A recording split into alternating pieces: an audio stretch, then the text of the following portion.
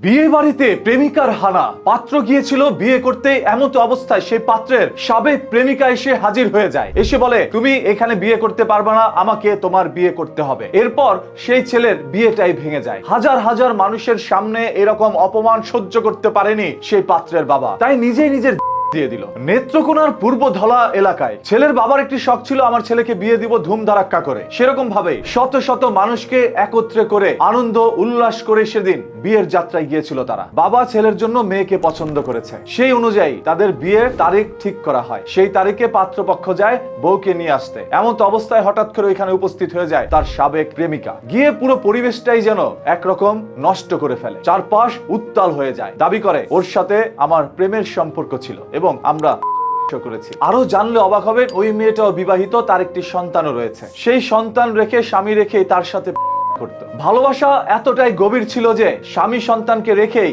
এই ছেলের হাত ধরে চলে আসার জন্য প্রস্তুত ছিল, কিন্তু তাকে করলো, বিয়ে করতে রাজি হয়নি সে পাত্র। এতে করেই তার বিয়ের দিন বিয়ে বাড়িতে এসেই পুরো বিয়েটা ভেঙে দিয়েছে। আশেপাশের লোকজন সবাই অপবাদ দিচ্ছিল, অপমান করছিল সেই পাত্রের বাবাকে। আর বাবা এই সকল দৃশ্য দেখে সে অপমান সহ্য করতে না পেরে আম গাছের সাথে নিজেই নিজের দিয়ে দেয়। একজন বাবা কতটুকু কষ্ট পেলে এমন কাজ করতে পারে। দেখেন, আপনি একটি মেয়ের সাথে প্রেম করছেন, সেখান থেকে শারীরিক সম্পর্কে চলে যাচ্ছেন এবং সেই মেয়েটিকে যখন বলেন বিয়ে করবেন না, তখন সে অনেক কষ্ট পায়। আবার এই সকল নারীরা ঘরের মধ্যে স্বামী সন্তান রেখে আসছে করতে। এটা ভালোবাসা না, এটা চাহিদা। আমাদের এই সমাজে প্রতিনিয়তই এই হার যেন বেড়েই চলেছে। সেই শেষ কেন্দ্রবিন্দু হচ্ছে এইরকম মানুষের যাওয়া। বাবা মা কষ্ট করে সন্তানদেরকে বড় করে, তাদের কাছ থেকে কত কিছুই চাওয়া পাওয়া থাকে তাদের। সন্তানকে নিয়ে স্বপ্ন দেখে একজন বাবা মা, আর সেই স্বপ্নগুলো এইভাবে ধূলিসাৎ করে দেয় সেই সকল সন্তানরা। বিয়ের আগেই যদি সন্তান বাবাকে সবকিছু বলতো যে আমি একজনকে পছন্দ করি, তাকে ছাড়া